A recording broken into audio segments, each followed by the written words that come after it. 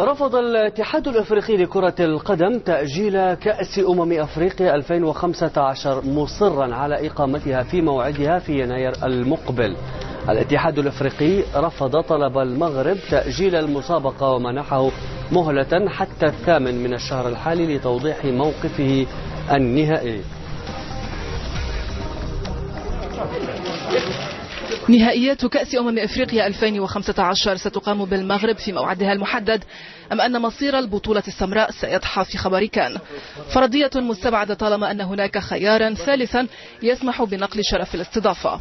5 أيام إذن منحها الاتحاد الإفريقي لكرة القدم للمملكة المغربية للرد على قرار الكاف برفض تأجيل النهائيات التي تستضيفها مطلع العام المقبل بسبب وباء إيبولا، طالما أن منظمة عيسى حياته ترى أن النظام الحالي للصحة المعمول به في المغرب هو أكثر من قادر على التعامل مع التدفق المنتظر أيام البطولة.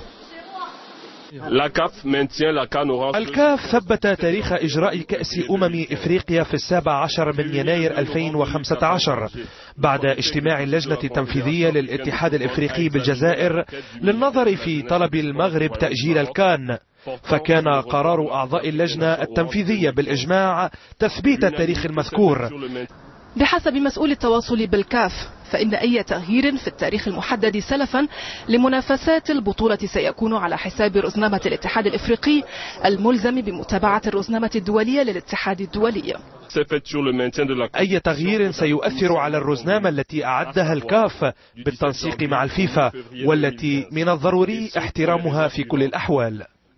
منذ إنشاء الاتحاد الإفريقي لكرة القدم فإن التزام الكاف بتعهداته والحفاظ على المواعيد التنافسية سمح ببناء علاقة صحية مبنية على الثقة مع الاتحادات الوطنية والسلطات والجمهور والشركاء التجاريين وجميع المنظمات الرياضية الدولية الأخرى.